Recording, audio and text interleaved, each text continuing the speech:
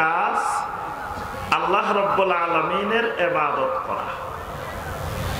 ইবাদত করার জন্য দুনিয়ার মধ্যে যা যা দরকার এগুলা হলো অতিরিক্ত বিষয়, ইবাদতের সহযোগী বিষয়। কিন্তু মূল বিষয় হলো, মূল কাজ হলো বান্দা আল্লাহ রাব্বুল আলামিনের ইবাদত করবে। ইবাদত করার জন্য বান্দা সুস্থ থাকা দরকার। তাহলে বান্দাকে খাইতে হবে, খাওয়া মূল কাজ না, খাওয়া ইবাদতের জন্য। বান্দাকে রাত্রিবেলায় ঘুমানো দরকার, বিশ্রাম দরকার ইবাদতের জন্য। বিশ্রাম তার মূল কাজ না। বান্দার দুনিয়াতে চাকরি করা দরকার, ব্যবসা বাণিজ্য করা দরকার, যা যা কিছু করা দরকার সব কিছুর মূল উদ্দেশ্য, মূল টার্গেট হলো ইবাদত। বান্দার মূল কাজ আল্লাহ রাব্বুল আলামিনের ইবাদত। আর ইবাদতের জন্য যা যা করা দরকার এগুলা হলো ইবাদতের সহযোগী, ইবাদতের উপকরণ, ওইগুলা মূল ইবাদত। তাহলে আমার ভাইয়েরা এবং বোনেরা, আমার আপনার মূল কাজ জমিনে একটাই, সেটা হলো আল্লাহ রাব্বুল আলামিনের ইবাদত করা। এখন ইবাদত করা আমার মূল কাজ। তাহলে আমাকে আপনাকে শিখতে হবে, জানতে হবে, বুঝতে হবে ইবাদতটা কি। ইবাদত যেহেতু আমার মূল কাজ, তা ইবাদতটা কি প্রথম নম্বরে আমার জানা দরকার। এই জিনিসটা ইবাদত শিখতে হলে, ইবাদত জানতে হলে কয়েকটা জিনিস আমাকে জানা লাগবে, বোঝা লাগবে। আমাকে জানতে হবে প্রথমত ইবাদত করব কার, দ্বিতীয়ত জানতে হবে ইবাদতের ভিতরে একটা ইবাদত হতে হলে কি কি জিনিস লাগে, ইবাদত কাকে বলে। 3 নম্বরে জানতে হবে ইবাদত কবুল হইতে হলে কি কি জিনিস লাগে। 4 নম্বরে জানতে হবে ইবাদত করার পরেও কিয়ামতের ময়দানে কোন ধরনের ক্ষতিগ্রস্ততার সম্ভাবনা আছে কিনা। তাহলে ইবাদতের সাথে সম্পৃক্ত অনেকগুলো বিষয় আছে। আমাদের আজকের আলোচনার বিষয় ইবাদত। এই বিষয়ের উপরেই কোরআন সুন্নাহ থেকে আমি 2-1টি কথা বলে আলোচনা শেষ করব ইনশাআল্লাহ। প্রথমে আসেন ইবাদত কাকে বলে, ইবাদতটা কি। ইবাদত হলো আল ইবাদাতু ইসমুন জামিউন লিকুল্লি মা ইউহিব্বুহু আল্লাহু ওয়া রাসূলুহু মিনাল আকওয়ালি ওয়াল আ'মালিজ যাহিরাতি ওয়াল বাতিনাহ। এটা হলো ইবাদতের সংজ্ঞা। ইবাদত কাকে বলে? ইবাদত ওই সমস্ত জিনিসকে বলা হয় লিকুল্লি মা ইউহিব্বুহু আল্লাহ, যেই কাজগুলোকে, যে কথাগুলোকে আল্লাহ রাব্বুল আলামিন মহব্বত করেন, ভালোবাসেন। তাহলে ইবাদত হওয়ার প্রথম শর্ত, যেই কাজ, যেই কথা আল্লাহ পছন্দ করেন এটার নাম ইবাদত। যেটা করলে আল্লাহ পছন্দ করেন অথবা যেটা না করলে আল্লাহ পছন্দ করেন এটার নাম হলো কি? ইবাদত। ওয়া ইয়ারদাহু, এই কাজটা যে করেন আল্লাহ রাব্বুল আলামিন তার উপরে সন্তুষ্ট হয়ে যান, এই কাজটার নাম ইবাদত। এই কাজটা মিনাল আকওয়াল ওয়াল আমাল, এই কাজটা কথার মাধ্যমেও হতে পারে, আবার কাজের মাধ্যমেও, আমলের মাধ্যমেও হতে পারে। আবার এটি মিন যাহিরা ওয়াল বাতিনা, প্রকাশ্যেও হতে পারে, গোপনেও হতে পারে, দুই মাধ্যমেই হতে পারে। এরকম যে কথাগুলো, যে কাজগুলো, এই কাজগুলোর নাম হলো ইবাদত। আল্লাহ রাব্বুল আলামিন বান্দাকে বানাইছেন ইবাদতের জন্য। বান্দার মাথা থেকে পা পর্যন্ত পুরাটা শরীরকে আল্লাহ রাব্বুল আলামিন ইবাদতের উপযোগী করে বানাইছেন। সুবহানাল্লাহ। বান্দার মাথাটা বানাইছেন আল্লাহ রাব্বুল আলামিন ইবাদতের জন্য, বান্দার কান বানাইছেন আল্লাহ রাব্বুল আলামিন ইবাদতের জন্য, বান্দার চোখগুলা বানাইছেন ইবাদতের জন্য, বান্দার হাতগুলো বানাইছেন আল্লাহ রাব্বুল আলামিন ইবাদতের জন্য, বান্দার পা বানাইছেন ইবাদতের জন্য, বান্দার পেট বানাইছেন ইবাদতের জন্য। শরীরের এমন কোন অঙ্গ প্রত্যঙ্গ নাই যেটাকে আল্লাহ রাব্বুল আলামিন ইবাদতের জন্য বানান নাই। একেবারে একজন মানুষের মাথা থেকে শুরু করে পা পর্যন্ত শরীরের মধ্যে যতগুলো জিনিস আছে প্রত্যেকটা জিনিসকে আল্লাহ রাব্বুল আলামিন ইবাদতের জন্য বানাইছেন। এই কারণে একটু গভীরভাবে চিন্তা করলে দেখবেন শরীরের মধ্যে এমন কোন অঙ্গ প্রত্যঙ্গ নাই, এমন কোন একটা জিনিস নাই যেই জিনিসটার সাথে ইবাদতের সম্পর্ক নাই। এইরকম আপনি মাথা থেকে পা পর্যন্ত পুরো শরীর খুঁজলে এমন একটা জায়গা, এমন একটা জিনিস পাইবেন না যেই জিনিসটার সাথে ইবাদতের সম্পর্ক নেই। কয়েকটা জিনিসের দিকে একটু লক্ষ্য করে দেখেন। আল্লাহ রাব্বুল আলামিন মাথার মধ্যে আমাদের আপনাদের চুল দিবেন। মাথার মধ্যে কি আছে? চুল আছে না? এই চুলগুলাকেও আল্লাহ রাব্বুল আলামিন ইবাদতের জন্য বানাইছেন। হজ করতে গেলে, উমরা করতে গেলে হজের একটা ওয়াজিব, উমরার একটা ওয়াজিব। এই চুলগুলোকে হলক করতে হয় অথবা কসর করতে হয়। একটা ওয়াজিব ইবাদত হজের এবং উমরার। মাথার চুলগুলোকে হয় মুন্ডন করতে হবে অথবা ছোট করতে হবে। কত বড় একটা ইবাদত দেখেন, একটা ওয়াজিব ইবাদত। মাথার উপরে মাসে করবেন, এই চুলগুলোর উপর দিয়ে ওযু করার সময় মাসে করা ফরজ। এই চুলগুলোকে যদি কাটার সময় কোনো অমুসলিমের মতো, কোনো মুশরিকের মতো চুল কাটেন তাহলে আপনার জন্য কবিরা গুনাহ। এবং যদি পছন্দ করে মুশরিকের চুল কাটাকে যদি মহব্বত করেন সেটা ঈমান ভঙ্গের কারণ পর্যন্ত পৌঁছে যায়। স্বাভাবিকভাবে মুশরিকের অনুকরণে চুল কাটা হারাম, কবিরা গুনাহ। আবার যদি আপনার কাছে মুশরিকের চুলের কাটিংটা বেশি পছন্দনীয় হয় তাহলে এটা ঈমান ভঙ্গের কারণও হতে পারে। তাহলে দেখেন চুলের সাথে কত জিনিসের সম্পর্ক।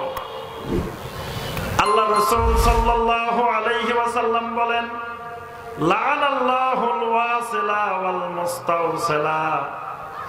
যে নারী পরচুলা লাগায় তাকে যে লাগাই দে, উভয়ের উপরে আল্লাহ রাব্বুল আলামিনের লানত বর্ষিত হয়।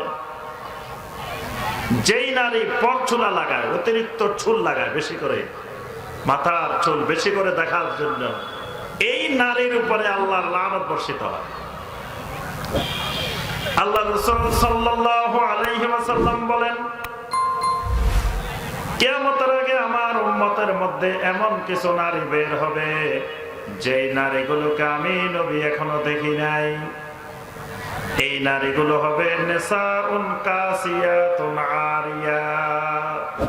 এই নারীগুলো এমন পোশাক পরিধান করবে, পোশাক পরিধান করার পরেও মনে হয় যেন তারা উলঙ্গ, কাপড় পরে নাই। অর্থাৎ এই নারীগুলার কাপড় পরার চাইতে না পরাটাই ভালো ছিল। কারণ কত পাগল মহিলা কাপড় পরে না, মানুষ তার দিকে তাকায় না। আর এই মহিলা এমন ভাবে কাপড় পরছে, রাস্তা দিয়ে বের হইলে সবাই তার দিকে শুধু তাকায় তাকায় দেখে। নবী সাল্লাল্লাহু আলাইহি ওয়াসাল্লাম বলেন, মুমিলাতুন মাইলাতুন। এই নারীগুলো নিজেদেরকে আকর্ষণীয় করে রাস্তার মধ্যে বের হয়। আল্লাহ রাসূল সাল্লাল্লাহু আলাইহি ওয়াসাল্লাম বলেন, রুউসুহুন্না কাআসনিমাতিল বুখতিল মাইলা। নারীগুলোর মাথার দিকে তাকাইলে দেখা যাবে উটের কুজের মতো উঁচু করে মাথার ছোলে খোফা বাঁধে রাস্তায় বের হয়। উটের কুজ আছে না, মাঝখানে একটা উঁচু জায়গা, এইরকম মাথার চুলগুলোকে উটের কুজের মতো উঁচু করে রাস্তায় বের হয়। নবী সাল্লাল্লাহু আলাইহি ওয়াসাল্লাম বলেন, লা ইয়াদখুলনাল জান্নাতা, এই নারীগুলো একটাও কোনোদিন জান্নাতে প্রবেশ করবে না। নাউযুবিল্লাহ। আপনারা দেখি সুবহানাল্লাহ কোন না, নাউযুবিল্লাহ কোন না, কিছু কোন না। এই রংপুরে মনে হয় এগুলো বলা লাগে না, নাকি লাগে? আমি বুঝতে পারছি কেন বলেন না, ওইটারও কারণ আছে। ওইটার কারণ হলো আপনারা অভ্যস্ত, বক্তা খালি আপনাদেরকে কইব সুবহানাল্লাহ কোন, চিল্লাইয়া কোন, আরো জোরে কোন, তারপরে কইবেন না কইতেন। এটা সুন্নতের খেলা। এই কারণে আমরা বলি না যে সবাই সুবহানাল্লাহ কোন, আল্লাহু আকবার কোন, এটা সুন্নতের খেলা। একটু আগে প্রথমে বলছি, ওয়াজ করার চেয়ে চুপ করে থাকা ভালো। ওয়াজ করলে রাসূলের আদর্শে সাহাবায়ে কেরাম যেমন ওয়াজ করছেন ওইভাবে করতে হবে, এর বাইরে না করতে পারলে চুপ করে বসে থাকা ভালো। এজন্য অনেক কিছু আমাদেরও মন চায় কিন্তু করা যায় না। এই জন্য সুবহানাল্লাহ আলহামদুলিল্লাহ নিজের থেকে বলবেন, বক্তা কমান্ড করবে না। কোরআনে কারিমের আয়াত শুনবেন, নবী সাল্লাল্লাহু আলাইহি সাল্লামের হাদিস শুনবেন, নিজের থেকে বলবেন সুবহানাল্লাহ, আল্লাহু আকবার। এটা বক্তা বলবো তারপরে চিল্লে কইবেন, এটা সুন্নতের খেলা। তো যে বিষয়টা আমরা বলছিলাম, আল্লাহ রাসূল সাল্লাল্লাহু আলাইহি সাল্লাম বলেন, লা ইয়াদখুলনাল জান্নাতা, এই নারীগুলো একটা নারীও আল্লাহর জান্নাতে প্রবেশ করবে না। ওয়ালা ইয়াজিদনা রিহাহা, খালি জান্নাতে প্রবেশ করবে না এমন না, জান্নাতের সুগন্ধি, জান্নাতের ঘ্রাণও পাবে না। ওয়া ইন্না রিহাহা লা ইউজাদু মিন মাসিরাতিন কাযা ওয়া কাযা, যদিও জান্নাতের ঘ্রাণ, জান্নাতের সুগন্ধি হাজার হাজার মাইল দূর থেকেও পাওয়া যাবে। আল্লাহু আকবার। জান্নাতের সুগন্ধি অনেক দূর থেকেও পাওয়া যাবে, কিন্তু এই নারীগুলো জান্নাত থেকে এত দূরে থাকবে, জান্নাত তো পাবে না, জান্নাতের ঘ্রাণও পাবে না। তাহলে আমাদের আলোচনায় আসেন, মূল বিষয়ের বাইরে যাওয়া যাবে না, আমাদের মূল পয়েন্ট, মূল ক্লাসে আসেন। এই হাদিস বলছি এই কারণে, রুউসুহুন্না কাআসনিমাতিল বুখতিল মাইলা, যে নারীর মাথার চুল উটের কুজের মতো হয়ে বের হওয়া, এই কারণে নবী সাল্লাল্লাহু আলাইহি ওয়াসাল্লাম তাকে জাহান্নামের কথা বলছেন, জান্নাতের ঘ্রাণ পাবে না এটাও বলছেন। তাহলে চুলের সাথেও ইবাদতের সম্পর্ক আছে। চুল এগুলো আল্লাহ ইবাদতের জন্য বানাইছেন। আল্লাহ রাব্বুল আলামিন এই যে চোখের উপরে চুল, এগুলাকে আমরা কি বলি? ব্রু। আল্লাহ রাসূল সাল্লাল্লাহু আলাইহি ওয়াসাল্লাম বলেন, লাআনাল্লাহুল ওয়াসিলা ওয়াল মুস্তাওসিলা ওয়াল ওয়াশিমাত ওয়াল মুস্তাওশিমাত ওয়ান নামিসাত ওয়াল মুতাফাল্লিজাত লিল হুসনি। নবী সাল্লাল্লাহু আলাইহি ওয়াসাল্লাম এখানে বলেন, আন নামিসাত ওয়াল মুতানাম্মিসাত, যেই নারীরা এই ব্রুগুলাকে ব্রু প্লাক করে, ব্রুর চুলগুলাকে সৌন্দর্য বর্ধন করার জন্য তুলে ফেলায়, এগুলাকে সৌন্দর্য বাড়ানোর জন্য এগুলাকে পার্লারে গিয়ে কি করে? তুলে ফেলায়। নবী সাল্লাল্লাহু আলাইহি ওয়াসাল্লাম বলেন, এই নারীগুলোর উপরে আল্লাহ রাব্বুল আলামিনের লানত বর্ষিত হইতে থাকে। কে নাউজুবিল্লাহ বলবেন না? তাহলে দেখেন, এই চুলের সাথে ইবাদতের কানেকশন আছে। এই চুল তোলার কারণে আল্লাহ রাব্বুল আলামিন এদের উপরে লানত করেন। এইভাবে শরীরের যত জায়গায় চুল আছে, যত জায়গায় আল্লাহ রাব্বুল আলামিন চুল দিবেন, এই জায়গায় চুল আছে, এগুলার আমরা কি বলি? এগুলা ইবাদতের জন্য বানানো হয়েছে। এগুলা ছোট ছোট করে রাখবেন, ইবাদত হবে, সুন্নত হবে। লম্বা লম্বা করে রাখবেন, এটা হারাম হবে, কবিরা গুনাহ হবে। এই জায়গায়ও চুল আছে, মুখের মধ্যে আছে না, এগুলারে কি বলি আমরা? এইগুলা রাখলে ফরজ আদায় হয়, ওয়াজিব আদায় হয়। এগুলা মুন্ডন করলে কবিরা গুনাহ হয়। ফাসিকে মুমিনের আলামত, প্রকাশ্য ফাসিকের গুনাহ হয়। তাহলে এগুলোর মধ্যে কি আছে? ইবাদত।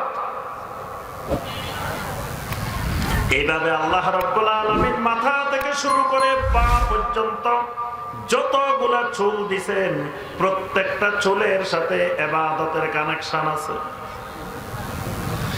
আল্লাহ রাব্বুল আলামিন কান বানাইছেন, কানের সাথে ইবাদত। এখন আপনারা বসে বসে কান দিয়ে আল্লাহর কথাগুলো, আল্লাহর রাসূলের কথাগুলো শুনতেছেন। এটার মাধ্যমে আল্লাহ রাব্বুল আলামিন আপনার আমার গুনাহ মাফ করতেছেন। আল্লাহ রাব্বুল আলামিন আরশে আজিমের মধ্যে আমার আপনার ব্যাপারে আলোচনা করতেছেন। আল্লাহর ফেরেশতারা চতুর্দিক বেষ্টন করে বসে আছেন। যাওয়ার সময় আল্লাহ পাক ঘোষণা দেন, ইরজিউ ফাকাদ গাফারতু লাকুম, যাও তোমরা উঠে বাড়িতে ফিরে যাও, আমি আল্লাহ তোমাদের জীবনের সমস্ত গুনাহ মাফ করে দিলাম। সুবহানাল্লাহ। এই কানের ইবাদত।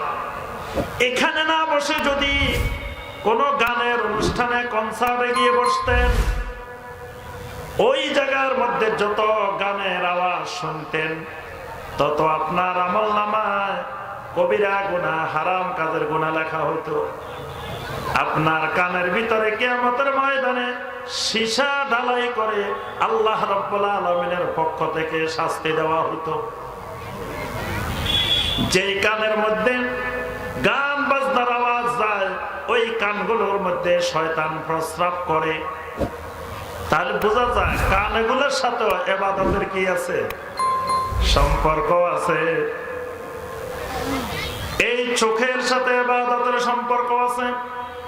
চোখ এগুলাকে আল্লাহ রাব্বুল আলামিন ইবাদতের জন্য বানাইছেন। এই কারণে এই চোখ দিয়ে যদি আল্লাহর কোরআন দেখি, যত দেখব তত আমার নেকি। কিয়ামতের ময়দানে আল্লাহ রাব্বুল আলামিন আমাকে বলবেন, ওয়ারাত্তিল কামা কুনতা তুরাত্তিলু ফিদ দুনিয়া, দুনিয়ার মধ্যে যেরকম তুমি আস্তে আস্তে ধীরে ধীরে কোরআনে কারীম তেলাওয়াত করতা, আজকেও তুমি আস্তে আস্তে কোরআনে কারীম তেলাওয়াত করো। আর তেলাওয়াত করতে করতে তুমি জান্নাতের উপরের দিকে উঠতে থাকো। যত দূর যেতে পারো তোমার জান্নাতের সীমানা তত দূর। সুবহানাল্লাহ। তাহলে এই চোখ দিয়ে কোরআন দেখলে ফজিলত।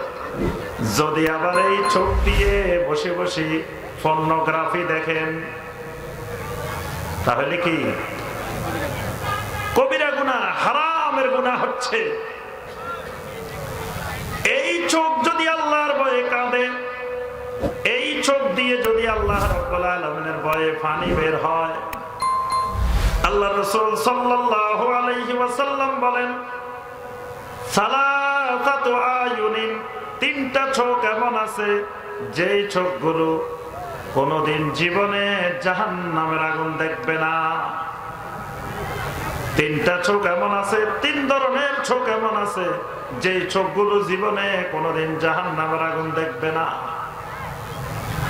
এক নম্বর ওই চোখগুলা যেগুলো হারাসাত ফি সাবিলিল্লাহ, আল্লাহর রাস্তায় পাহারা দেওয়ার জন্য বিনিদ্র রাত্রি যাপন করে। রাত্রি বেলায় মুজাহিদেরা ঘুমাইছে, ওই আল্লাহর বান্দা বসে বসে মুজাহিদদের অস্ত্র শস্ত্র পাহারা দিছে। আল্লাহর এই বান্দা ইসলামের রাষ্ট্রের সীমানা পাহারা দিছে। আল্লাহর দ্বীনের জন্য রাত্রে ঘুমায় নাই। ওই চোখগুলা আল্লাহর দ্বীনের হেফাজতের জন্য পাহারা দিছে। আল্লাহ রাসূল সাল্লাল্লাহু আলাইহি ওয়াসাল্লাম বলেন, এই চোখগুলা কোনদিন জাহান্নামের আগুন দেখবে না। সুবহানাল্লাহ। দুই নম্বরে ওই চোখগুলাও জাহান্নামের আগুন কোনদিন দেখবে না। বাকাত মিন খাশিয়াতিল্লাহ, যেই চোখগুলো আল্লাহর ভয়ে নির্জনে বসে বসে কাঁদেছে। যেই চোখগুলো দিয়ে আল্লাহর ভয়ে পানি বের হয়েছে, এই চোখগুলোও কোনোদিন জাহান্নামের আগুন দেখবে না। ওই চোখগুলোও 3 নম্বরে জাহান্নামের আগুন দেখবে না, যেই চোখগুলো কাফাত আন মাহারিমিল্লাহ, আল্লাহ পাক যেই দিকে তাকাইতে নিষেধ করছেন ওই নিষিদ্ধ জিনিসের দিকে যেই চোখগুলো তাকায় নাই। তাহলে আল্লাহ পর্নোগ্রাফির দিকে তাকাইতে কি বলছেন না নিষেধ করছেন? বেপরদা নারীর দিকে তাকাইতে কি নিষেধ করছেন না? এই নিষিদ্ধকৃত জিনিসের দিকে যেই চোখগুলো তাকায় নাই ওই চোখগুলো জাহান্নামের আগুন দেখবে না। সুবহানাল্লাহ। তাহলে বোঝা যায় চোখের সাথে ইবাদতের কানেকশন। এই চোখের সাথে অনেক ইবাদত কিয়ামতের ময়দানে আল্লাহ রাব্বুল আলামিন এই চোখের থেকে জবাবদিহি করবেন। ইন্নাস সামা ওয়াল বাসারা ওয়াল ফুয়াদা কুল্লু উলাইকা কানা আনহু মাসউলা। আল্লাহ রাব্বুল আলামিন বলেন, প্রত্যেক কান থেকে, প্রত্যেক চোখ থেকে, প্রত্যেক হৃদয় থেকে কিয়ামতের ময়দানে আমি আল্লাহ জিজ্ঞাসাবাদ করব, তাদের থেকে আমি আল্লাহ প্রশ্নের উত্তর নিব। তাহলে চোখও কি জন্য বানানো হয়েছে? কথা কয় না, কি জন্য? নাক কি জন্য বানাইছে? এই নাক সেজদার সময় আল্লাহ রাব্বুল আলামিনের সামনে লাগানো লাগে। নাক লাগান নাই, সেজদা হইব না। এই নাকের সাথে একটা দুটা না আরো অনেক ইবাদত। ওযু করতে গেছে নাকের ভিতরে পানি দেওয়া লাগে, লাগে না? নাকের ভিতরে পানি দিতে হয়। এই নাকের সাথে অসংখ্য ইবাদত, এই দাঁতের সাথে অসংখ্য ইবাদত। কোরআনে কারীমের এক একটা অক্ষর তেলাওয়াত করবেন, কোন দাঁতের সাথে ওই অক্ষরটা বের হবে তাসবিদের নিয়ম কানুনের মধ্যে আছে। এটা সানায়ে উলিয়া, এটা সানায়ে সুফলা, এটা রবায়ে উলিয়া, রবায়ে সুফলা। এটা এই দাঁত, প্রত্যেকটা দাঁতের সাথে আপনার তেলাওয়াতের এক একটা অক্ষর বের হওয়ার কানেকশন আছে। জিহ্বার সাথে অসংখ্য ইবাদতের সম্পর্ক, গলার সাথে অসংখ্য ইবাদতের কানেকশন। এরপরে পেটের সাথে অনেক ইবাদতের সম্পর্ক, কলবের সাথে অনেক ইবাদতের সম্পর্ক, পায়ের সাথে অসংখ্য ইবাদতের সম্পর্ক। অর্থাৎ মাথা থেকে শুরু করে পা পর্যন্ত এমন একটা অংশ নাই যেই অংশের সাথে ইবাদতের সম্পর্ক নাই। কারণ আমাকে আপনাকে আল্লাহ পাক বানাইছে নেই ইবাদতের জন্য।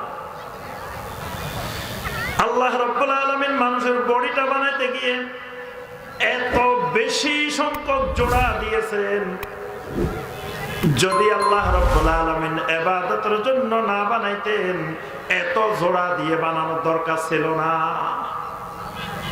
দেখবেন মানুষের পুরো শরীরটা খালি জোড়া আর জোড়া, জোড়া আর জোড়া। এত জোড়া কেন? এত জোড়ার কারণ হচ্ছে এই জোড়ার গুলা না থাকলে আপনি রুকু করতে পারতেন না, এই জোড়াগুলা না দিলে আমি সাজদা করতে পারতাম না, এই জোড়া না দিলে আপনি তাসবিহ পড়তে পারতাম না, এই জোড়া না দিলে আমার আপনার অনেক ইবাদত করা সম্ভব হইতো না। এই কারণে আল্লাহ রাব্বুল আলামিন মাথা থেকে পা পর্যন্ত জোড়া দিয়ে দিয়ে দিয়ে 360টা জোড়া দিয়ে আল্লাহ রাব্বুল আলামিন এই মানুষের শরীর বানাইছেন। সুবহানাল্লাহ। আবার যদি এই জোড়াগুলোকে আল্লাহ রাব্বুল আলামিন স্ক্রু সিস্টেম করে দিতেন, তাহলে আজকে যারা মাহফিলে আসছে কারো হাত থাকতো না, কারো পা থাকতো না, এক একটা অঙ্গ চুরি হয়ে যেত। যেরকম মোবাইল চুরি হয়, জুতা চুরি হয়, সব চুরি হয়, এরকম রাত্রে ঘুমানোর সময় আপনি চিন্তা করলেন পাটা এখান দিয়ে স্ক্রুটা খুলি, পাটা এক জায়গায় রেখে দিই, সকালে উঠি দেখা যেত চুরি হয়ে গেছে। তাহলে কত অঙ্গ প্রত্যঙ্গ এরকম চুরি হয়ে যেত। অসংখ্য মানুষ এরকম বিকলাঙ্গ হয়ে একটা নাই, পাঁচটা নাই, ছয়টা নাই, চুরি হয়ে গেছে। আল্লাহ রাব্বুল আলামিন এমন ভাবে লাগাইছেন জোড়া আছে কিন্তু জোড়া খোলা লাগে না, জোড়া অটোমেটিক লাগানোই থাকে। আল্লাহু আকবার। আমার ভাইয়েরা এবং বোনেরা, আমরা ওইদিকে যাচ্ছি না। মূল কথা, আল্লাহ রাব্বুল আলামিন আমাকে আপনাকে ইবাদতের উপযোগী করে ইবাদতের জন্য বানিয়েছে। এবার আসেন, তাহলে আমাদের মূল কাজ ইবাদত। ইবাদত করতে হলে আগে মালিক চিনতে হয়। কার ইবাদত করতে হবে? মালিকের চিনা লাগবে। প্রথম সিদ্ধান্ত নিতে হবে আমি ইবাদত করব কার।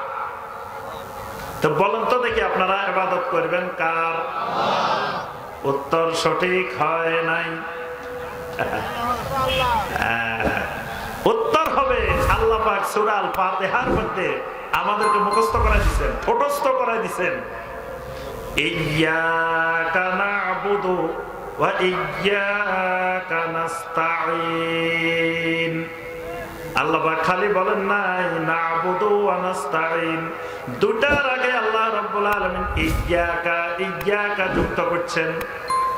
ইয়্যাকা না'বুদু, একমাত্র আপনার ইবাদত করি। তাহলে ইবাদত করব কার? কথা কয় না, একমাত্র আল্লাহর। ইবাদত করব কার? যদি বলেন আল্লাহ, আপনার ঈমান আসে না, আপনার মধ্যে ঈমান আসে না। কারণ কাফের মুশরিকেরাও আল্লাহর ইবাদত করতে অস্বীকার করে। আরবের মুশরিকেরা একজন মুশরিকও বলে নাই আমরা আল্লাহর ইবাদত করব না। তারা আল্লাহ রাব্বুল আলামিনের ইবাদত করতে রাজি, এবং তারা ইবাদত করত, অনেক ইবাদত করত আরবের মুশরিকেরা। প্রতি বছর আরবের মুশরিকেরা হজ করত না? আবু জেহেল, আবু লাহাবরা প্রতি বছর হজ করত।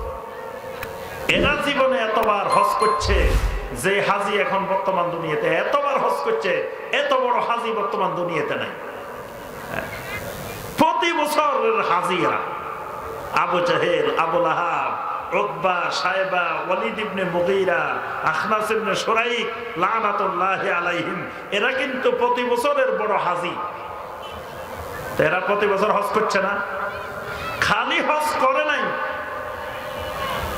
হাজিদের থাকার ব্যবস্থা করত, হাজিদের পানি পান করানোর ব্যবস্থা করত, হাজিদের খাওয়ানোর ব্যবস্থা করত, হাজিদের খেদমতে তারা নিজেদেরকে নিয়োজিত রাখত। তাইলে তারা ইবাদত করত, ইবাদত করতে তারা অস্বীকারও করেনি। তো তাহলে সমস্যাটা কোথায়? তারা একমাত্র আল্লাহ রাব্বুল আলামিনের ইবাদত করবে, এটাতে তারা রাজি হয় নাই। আল্লাহর ইবাদত করবে কিন্তু একমাত্র আল্লাহর করবে না। কারণ কি? সূরা সাদের ৫ নম্বর আয়াত আল্লাহ রাব্বুল আলামিন বলেন, আজআলাল আলিহাতা ইলাহান ওয়াহিদা ইন্না হাযা লাশাইউন উজাব। নবী সাল্লাল্লাহু আলাইহি ওয়াসাল্লাম যখন বললেন তোমাদের ৩৬১ মাবুদ, ৩৬০ জন মাইনাস করে দাও, একমাত্র আল্লাহ রাব্বুল আলামিনকে মাবুদ বানাও। তখন এরা কয়, আরে কি আজব কথা, কি মহা আশ্চর্যজনক কথা কইল রে মুহাম্মদ সাল্লাল্লাহু আলাইহি সাল্লাম। কারণ আমরা চিন্তা করতেছি মাবুদ কেমনে আরো বাড়ানো যায়, আর মুহাম্মদ সাল্লাল্লাহু আলাইহি সাল্লাম আসে কইতেছে মাবুদ সব কমায় দাও, সব বাদ দিয়ে দাও, একমাত্র আল্লাহ রাব্বুল আলামিনকে মাবুদ বানাও। আমরা চিন্তা করতেছি মাবুদ বাড়ানো দরকার, মাবুদ বাড়াইলে সুবিধা, আর মুহাম্মদ সাল্লাল্লাহু আলাইহি সাল্লাম বলতেছেন মাবুদ কমানোর জন্য।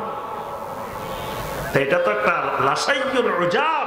তারা বলে যে এটা মহা আশ্চর্যজনক কথা, খালি আশ্চর্যজনক কথা না। তো মাবুদ বাড়াইলে লাভটা কি? তারা বলে আমাদের এখন মাবুদ হলো ৩৬১ জন, আল্লাহ রাব্বুল আলামিন একজন, বাইতুল্লাহর মধ্যে বানায় রাখছি আরো ৩৬০ জন। তাহলে মোট কয়জন হয়েছে?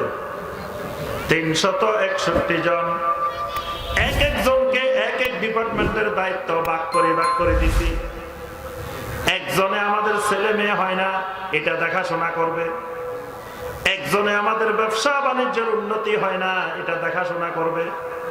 একজন একজনের এসএসসি পরীক্ষা এইচএসসি পরীক্ষার সময় কেমনে পাস করানো লাগবে এটা ডিউটি করবে।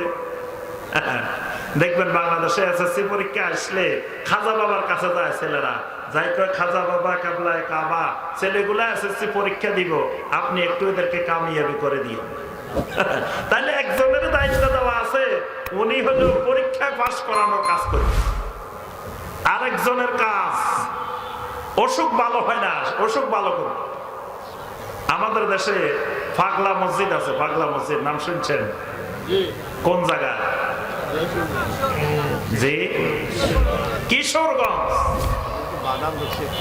এবং কিশোরগঞ্জের পাগলা মসজিদে দেখছেন বস্তায় বস্তায় বস্তায় বস্তায় টাকা, টাকা খালি কোটি কোটি টাকা। গোনা শুরু হইলে খালি খবর আসতে থাকে এত কোটি এত কোটি। তো রংপুরে মসজিদ নাই কি? আপনাদের এলাকায় মসজিদ নেই? অনেক মসজিদ আছে ইমাম সাহেবের বেতন দিতে পারে না, অনেক মসজিদ আছে কত সমস্যার মধ্যে আছে, কিন্তু এইসব মসজিদে টাকা দেয় না, টাকা সব নিয়ে গেছে পাগলার মসজিদে। কারণ কি?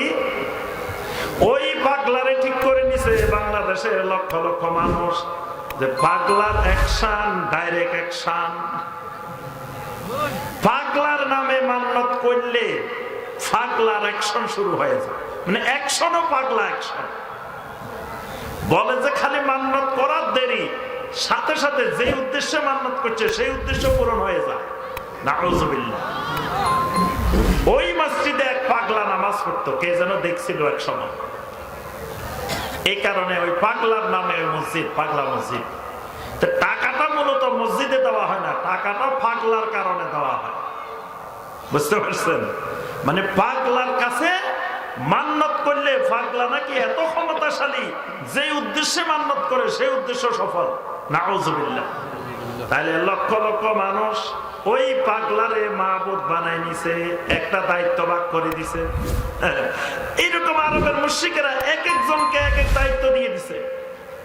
এখন এরা চিন্তা করতেছে সব দায়িত্ব যদি আল্লাহর উপরে চলে যায়, এই সব মাবুদের দায়িত্ব সবগুলো যদি একমাত্র আল্লাহর উপরে চলে যায়, তাহলে আল্লাহ কয় দিক সামলাবে? নাউযুবিল্লাহ। এই কারণে আল্লাহ রাব্বুল আলামিন বলেন ওয়া মা কাদারুল্লাহ হাক্কা কাদরিহি। দুনিয়ার মানুষ আমি আল্লাহর যথাযোগ্য মর্যাদা নিরূপণ করতে পারে নাই, আমি আল্লাহকে সঠিকভাবে দুনিয়ার মানুষেরা চিনতে পারে নাই। তারা আমি আল্লাহকে মাখলুকের উপরে কিয়াস করে বসে রয়েছে। স্বাভাবিকভাবে ধরেন আমাদের উপদেষ্টা যারা আছে বর্তমানে, এখন প্রধান উপদেষ্টা বললেন কোন উপদেষ্টার দরকার নাই, সব দায়িত্ব আমি একা পালন করব। তারপরে বললেন যে ৬৬ জেলার কোন ডিসিএসপি দরকার নাই, সব ডিসিএসপির দায়িত্ব আমি একা পালন করব।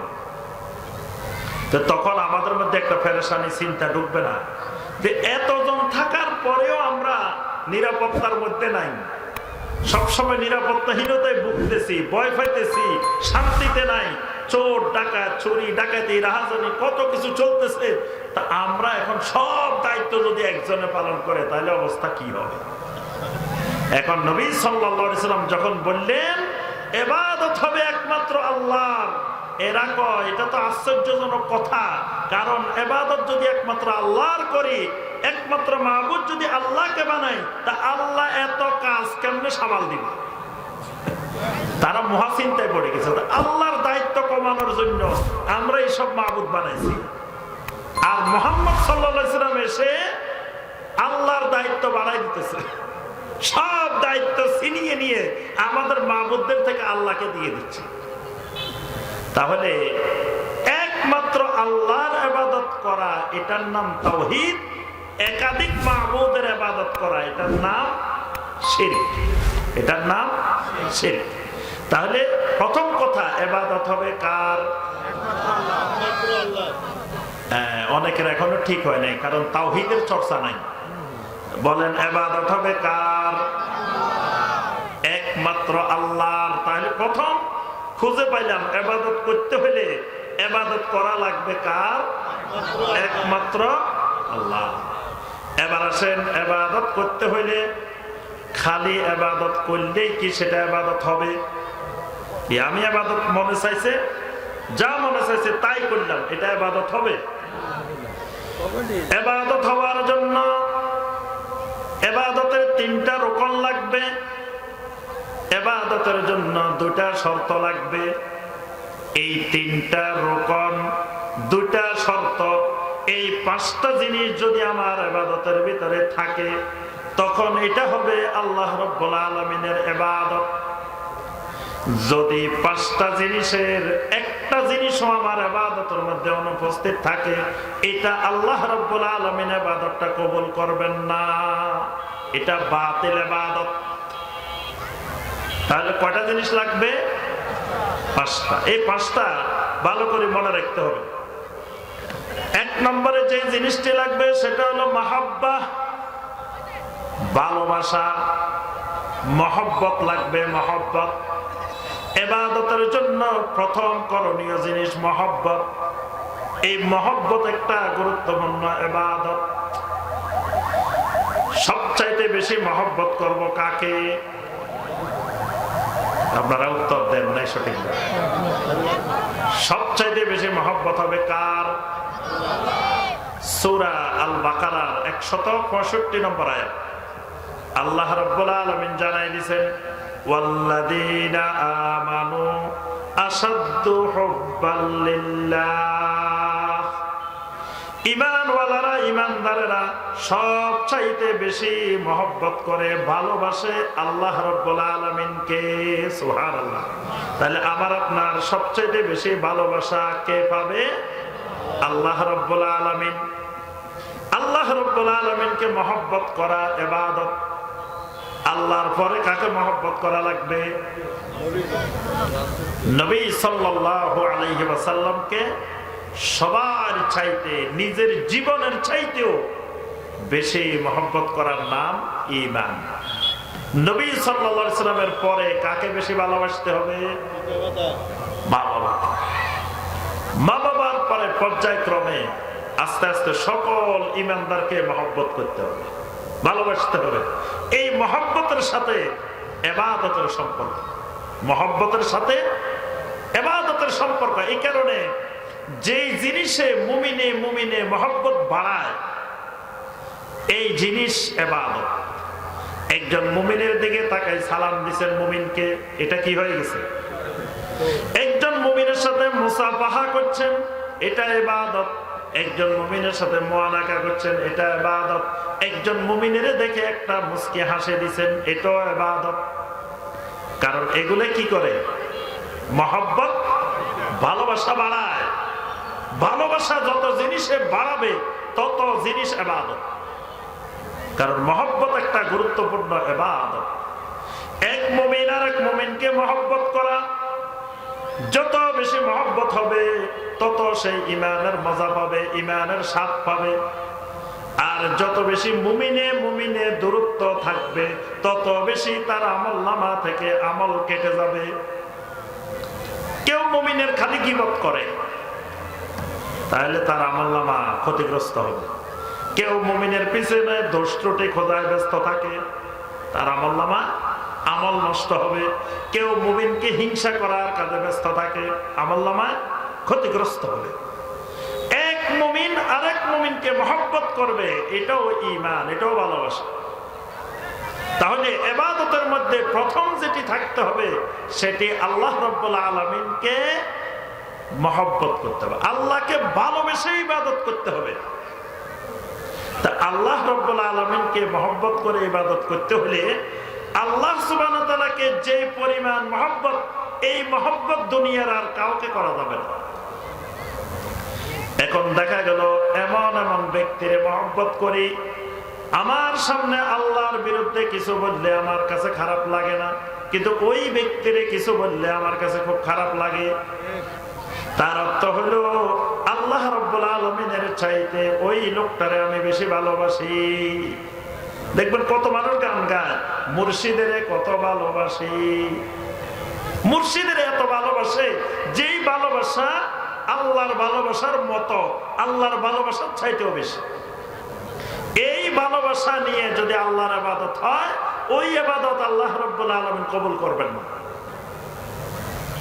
তাহলে আল্লাহর ইবাদত করতে হলে আল্লাহ রাব্বুল আলামিনকে মহব্বতটা করতে হবে মহব্বতে খালেসা। এই মহব্বতের নাম মহব্বতে খালেসা, মানে এই মহব্বত আল্লাহ ছাড়া আর কাউকে করা যাবে না, একমাত্র আল্লাহর জন্য মহব্বত। এই মহব্বত তৈরি করার জন্য আল্লাহ রাব্বুল আলামিনের যত বেশি জিকির করা হবে তত বেশি বান্দার অন্তরে আল্লাহ রাব্বুল আলামিনের মহব্বত জাগ্রত হবে। যত বেশি আল্লাহ রাব্বুল আলামিনের দ্বীনের জন্য কাজ করা হবে তত মহব্বত জাগ্রত হবে। যত বেশি আল্লাহর কালামের সাথে সম্পর্ক গড়ে তোলা হবে তত বেশি আল্লাহ রাব্বুল আলামিনের সাথে মহব্বত জাগ্রত হবে। ইবাদত করার ক্ষেত্রে এক নম্বর শর্ত হলো আল্লাহ রাব্বুল আলামিনের মহব্বত। আল্লাহর মহব্বত যখন আপনার আমার ভিতরে ঢুকবে, এবার দেখবেন আল্লাহ বিরোধী যত শক্তি আছে জমিনে সবার সাথে আমার সম্পর্ক ছিন্ন হয়ে যাবে, অটোমেটিক ছিন্ন হয়ে যাবে। এই কারণে আল্লাহর নবীরা যত নবী দুনিয়াতে এসেছেন প্রত্যেক নবীর দাওয়াতের মধ্যে এই অংশটা ছিল। সূরা নাহলের 36 নম্বর আয়াত, ওয়ালাকাদ বাআসনা ফি কুল্লি উম্মাতির রাসূলান আন ইবুদুল্লাহ ওয়াজতানিবুত তাগুত। আল্লাহ রাব্বুল আলামিন বলেন, যত উম্মাহ পৃথিবীতে ছিল সকল জাতির কাছে, সকল উম্মার কাছে আমি নবী রাসূল পাঠাইছি। আমার রাসূলেরা গিয়ে তাদেরকে দাওয়াত দিতেন আনি ইবুদুল্লাহ, গোলামি করো, ইবাদত করো একমাত্র আল্লাহর, ওয়াজতানিবুত তাগুত, আল্লাহর ইবাদত করার সাথে সাথে তাগুত পরিহার করো। নবী রাসূলেরা শুধু তাই বলতেন না আল্লাহর ইবাদত করো, আল্লাহর ইবাদত করো, পাশাপাশি কি বলতেন? ওয়াজতানিবুত তাগুত, তাগুত ছাড়ো, তাগুত পরিহার করো, তাগুত পরিহার করো। তাহলে আল্লাহর ইবাদতের সাথে তাগুত পরিহারের ঘনিষ্ঠ সম্পর্ক আছে। আল্লাহ রাব্বুল আলামিনকে মহব্বত করলে তাগুতের প্রতি মহব্বত রাখা যাবে না। আল্লাহ রাব্বুল আলামিনকে মহব্বত করলে আল্লাহ বিরোধী যত রকমের শক্তি আছে, আল্লাহ বিরোধী যত রকমের কাজ আছে, আল্লাহর দ্বীন বিরোধী যত রকমের কার্যক্রম, এগুলোর সাথে সম্পর্ক ছিন্ন করা ফরজ। এজন্য দেখেন আল্লাহর নবী ইব্রাহিম আলাইহিস সালাম, আল্লাহ রাব্বুল আলামিন সূরা আল মুমতাহিনার 4 নম্বর আয়াতে কারিমে বলছেন, قد كانت لكم أسوة حسنة في إبراهيم والذين معه। আল্লাহ রাব্বুল আলামিন বলেন, আমার নবী ইব্রাহিমের ভিতরে এবং ইব্রাহিমের সাথে যে ঈমানদাররা ছিলেন তাদের ভিতরে তোমাদের জন্য উসওয়ায়ে হাসানা আছে, তোমাদের জন্য অনুকরণীয়, অনুসরণীয় সর্বোত্তম আদর্শ আছে আমার নবী ইব্রাহিম এবং তার সাথে যারা ঈমানদার ছিলেন তাদের মধ্যে। ইদ ক্বালু লিকাওমিহিম ইন্না বুরাউ মিনকুম ওয়া মিম্মা তা'বুদুনা মিন দুনিল্লাহ। ইব্রাহিম আলাইহিস সালাম এবং তার সাথে যে ঈমানদাররা ছিলেন তারা তাদের কওমকে বলে দিয়েছেন, ইন্না বুরাউ মিনকুম, ও আমাদের বাবা, ও আমাদের ভাই, ও আমাদের সন্তান, ও আমাদের আত্মীয় স্বজন, আজকে থেকে তোমাদের সাথে চিরজীবনের জন্য সমস্ত সম্পর্ক বিচ্ছিন্ন করে দিলাম। খালি তোমাদের সাথে সম্পর্ক ছিন্ন করি নাই, ওয়া মিম্মা তা'বুদুনা মিন দুনিল্লাহ, আমার আল্লাহকে বাদ দিয়ে যত বাতিল মাবুদের তোমরা ইবাদত করো তাদের সাথেও সম্পর্ক ছিন্ন করে দিলাম। কাফারনা বিকুম, তোমাদের সব কিছুকে আমরা প্রত্যাখ্যান করলাম, অস্বীকার করলাম, তোমাদের এগুলো কোনোটাই আমরা মানি না। ওয়াবাদা বাইনানা ওয়া বাইনাকুমুল আদাওয়াতু ওয়াল বাগদাউ আবাদান তোমাদের মাঝে আমাদের মাঝে এই শত্রুতা, এই অপছন্দতা, এটা অব্যাহত থাকবে, চলতে থাকবে কতদিন? হাত্তা তুমিনু বিল্লাহি ওয়াহদা, যতদিন পর্যন্ত না তোমরা তাওহীদের ভিত্তিতে আমার আল্লাহর উপরে ঈমান না আনবা। তাহলে ইবাদত করতে হলে, আল্লাহর ইবাদত করতে হলে প্রথম শর্ত, আল্লাহর সাথে এমন ভাবে মহব্বত গড়ে তুলে ইবাদত করতে হবে, আল্লাহ বিরোধী জমিনে যত তাগুত আছে, তাগুতি শক্তি আছে, তাদের সাথে আমার আপনার সম্পর্ক ছিন্ন করা ফরজ। এখন তাগুতের সাথেও আমার বন্ধুত্ব, আবার আল্লাহর সাথেও বন্ধুত্ব করতে চাই, এই দুই বন্ধুত্ব একসাথে হয় না। কি আমার কথাটা বুঝে আসছে? বর্তমান আমরা যারা মুসলমান বাংলাদেশে, আমরা কই যে না অসুবিধা নাই, আমার আল্লাহর সাথেও বন্ধুত্ব করবো, তাগুতের সাথেও বন্ধুত্ব করবো। কারণ হলো আমার দেশের মানুষেরা, মুসলিমেরা তাগুতই বুঝে না। শতকরা 99 জন মানুষ তাগুত বুঝে না। আপনি খবর নিয়ে দেখেন এই রংপুরে ঘুরে ঘুরে, ভাই তাগুত বুঝেন? খোঁজ নিলে দেখা যাবে সে নিজেই তাগুতে বসে রয়েছে। সে তাগুত তো চিনা দূরের কথা, নিজেই তাগুত। আবার দেখা যাবে সে তাগুতের পূজারী, তাগুতের অনুসারী, তাগুতের দোস্ত, কিন্তু সে তো তাগুত বুঝে না।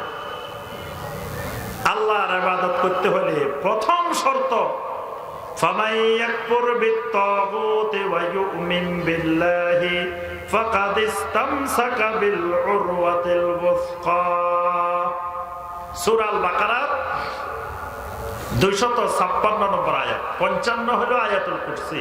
আয়াতুল কুরসির পরের আয়াত আল্লাহ পাক বলেন, ফামান ইয়াকফুর বিত-তাগুত, যখন কোন ব্যক্তি তাগুতকে অস্বীকার করবে, তাগুতের প্রতি কুফরি করবে, ওয়া ইউমিন বিল্লাহ, এরপরে আল্লাহর উপরে ঈমান আনবে, ফাকাদ ইসতামসাকা বিল উরওয়াতিল ওয়াসকা, সে এমন এক মজবুত বন্ধন শক্ত করে ধরল, লা ইনফিসামা লাহা, যেটা কোনোদিন ছিন্ন হওয়ার মতো নয়। তাহলে আল্লাহর গোলামি করতে হলে, আল্লাহর ইবাদত করতে হলে যত বাতিল মাবুদ আছে, যত জমিনে তাগুত আছে, সমস্ত ধরনের তাগুত এবং তাগুতি শক্তির সাথে সম্পর্ক ছিন্ন করা ফরজ। এটা হলো ইবাদত করতে হলে 1 নম্বরে লাগবে। যদি তাগুতের সাথে সম্পর্ক থাকে, আল্লাহর যত ইবাদত করা হবে এটা ইবাদত হবে না। এজন্য প্রথম শর্ত হলো কি? মহাব্বা, ভালোবাসা। খালি মহব্বত না, মহব্বতটা হবে মহব্বতে খালেসা। আপনারা আমার কথা বুঝতেছেন? অনেকে বুঝতেছেন, বুঝতেছেন? কথাগুলো একটু কঠিন, কিন্তু কথাগুলো বোঝা লাগবেই, না বুঝে বিকল্প নেই। আপনি বললেন যে এসএসসি পরীক্ষা দিব, অঙ্ক খুব কঠিন, অঙ্ক পড়বো না, দরকারে নেই, তো এটা ছাড়া আপনার পাস করার সুযোগে নেই। কঠিন হইলেও এটা পড়া লাগবেই। এই জন্য ইবাদত করতে হলে ইবাদত সম্পর্কে জিনিসগুলা কঠিন হোক, যেই হোক, জানতেই হবে, বুঝতেই হবে, না তো আপনার আমার ইবাদতে হবে না। যে কাজ আমার আসল কাজ, সে কাজই তো হবে না। 2 নম্বর শর্ত, ইবাদত করতে হলে ভয় করতে হবে একমাত্র আল্লাহ রাব্বুল আলামিনকে। ভয় করতে হবে কাকে? একমাত্র আল্লাহ রাব্বুল আলামিনকে। আল্লাহ সুবহানাহু ওয়া তাআলাকে ভয় করে ইবাদত করা লাগবে। যদি আল্লাহকে ভয় না করে ইবাদত করে, ওই ইবাদত আল্লাহ রাব্বুল আলামিন কবুল করবেন না। এখন আমি যদি মনে করি আমি 5 ওয়াক্ত সালাত আদায় করি, হালাল খাই, এটা করি, এটা করি, সব ইবাদত তো আমি করি, আমার আবার ভয় কিসের? আমার একটা ইবাদত কবুল হবে না। এই কারণে দেখেন, আপনি আমি সালাত শেষ করছি, সালাত সুন্দর করে শেষ করছি, সালাম ফিরেছি, সালাম ফেরানোর পরে কি বলতে হয়? 2 দিকে সালাম ফিরেছেন, সালাম ফিরে কি বলতে হবে? আল্লাহু আকবারের পরে আস্তাগফিরুল্লাহ, আস্তাগফিরুল্লাহ, আস্তাগফিরুল্লাহ। তা আস্তাগফিরুল্লাহ কয় কখন? মানুষ যখন কোন গুনার কাজ করে তখন না আস্তাগফিরুল্লাহ। তা আপনি এতক্ষণ পর্যন্ত কি গুনার কাজ করছেন? এতক্ষণ পর্যন্ত কি কাজ করছেন? সবচাইতে ভালো কাজটা করছেন, সালাত আদায় করছেন, সবচেয়ে ভালো কাজ। কিন্তু সালামটা ফিরানোর পরে নবী সাল্লাল্লাহু আলাইহি ওয়াসাল্লাম শিখাইতেছেন, তোমরা সালাম ফিরে বলো আস্তাগফিরুল্লাহ আস্তাগফিরুল্লাহ আস্তাগফিরুল্লাহ। কারণ কি? কারণ হলো আল্লাহ রাব্বুল আলামিন যেভাবে আমাকে সালাতটা কায়েম করতে বলছিলেন, আমার ঈমানের দুর্বলতার কারণে, আমার তাকওয়ার দুর্বলতার কারণে, আমার ইলমের দুর্বলতার কারণে যেভাবে আদায় করার জন্য আমার আল্লাহ নির্দেশ দিয়েছিলেন সেইভাবে আমি আদায় করতে পারি নাই। সালাতের মধ্যে আমার খুশুখুজু থাকার কথা ছিল, কিন্তু আমার তো খুশুখুজুই ছিল না। আমি সালাতে দাঁড়াইছি আর বাজারের হিসাব করছি। কি বাজারের হিসাব মিলে না, সালাতে দাঁড়াইছি আমার হিসাব মিলে গেছে। তারপরে খুব পেরেশানি, অফিসের কাজ একটা মিলাইতে পারতেছি না, সালাতে দাঁড়াইছি আমার মিলে গেছে। কথা একটা মনে পড়তেছে না, সালাতে দাঁড়াইছি মনে পড়ে গেছে। তাহলে আমার সালাতের খুশুখুজুর অবস্থা খুব ভালো ছিল না। এই কারণে সালাত আদায় করার পরেও আল্লাহ রাব্বুল আলামিনের কাছে ইস্তিগফার করতে হবে। এইটার নাম হলো খাউফ, এটার নাম হলো আল্লাহর ভয়। এই ভয় নিয়ে যদি আল্লাহর ইবাদত না করা হয় তো ওই ইবাদত আল্লাহ রাব্বুল আলামিন কবুল করেন না। আল্লাহর ভয় থাকতে হবে। 3 নম্বরে যে জিনিস থাকতে হবে সেটি হলো আল্লাহ রাব্বুল আলামিনের কাছে আশাও থাকা লাগবে। ইবাদত করতে হবে আমার আল্লাহ রাব্বুল আলামিনের কাছে বিশাল আশা নিয়ে। সেই আশাটা কি? ইবাদত করার সময় খেয়াল রাখতে হবে আমার আল্লাহ রাব্বুল আলামিন ইবাদত করলে আমাকে জান্নাত দিবেন, ইবাদত করলে আল্লাহ রাব্বুল আলামিন আমাকে জাহান্নাম থেকে মুক্তি দিবেন, ইবাদত করলে আমার আল্লাহ রাব্বুল আলামিন আমাকে ভালোবাসবেন, মহব্বত করবেন। এরকম আশা নিয়ে, ভরসা নিয়ে আল্লাহর ইবাদত করা লাগবে, না হয় কিন্তু সেটা ইবাদত হবে না।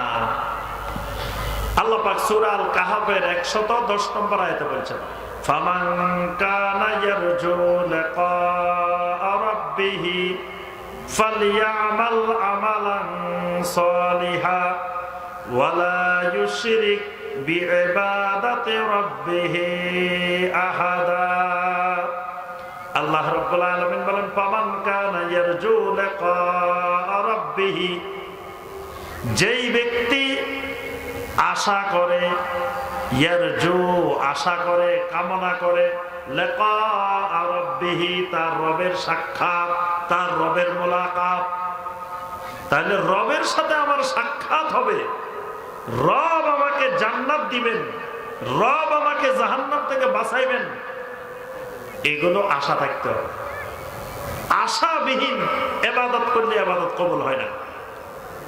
এই কারণে দেখবেন নবী সাল্লাল্লাহু আলাইহি ওয়াসাল্লাম রমাদানের ফজিলত বর্ণনা করতে গিয়ে বলছেন, মান সামা রমাদানা ঈমানান ওয়া ইহতিসাবান গুফিরা লাহু মা তাকাদ্দামা মিন যামবিহি ওয়া মান কামা রমাদানা ঈমানান ওয়া ইহতিসাবান গুফিরা লাহু মা তাকাদ্দামা মিন যামবিহি ওয়া মান কামা লাইলাতাল কদরি ঈমানান ওয়া ইহতিসাবান গুফিরা লাহু মা তাকাদ্দামা মিন যামবিহি।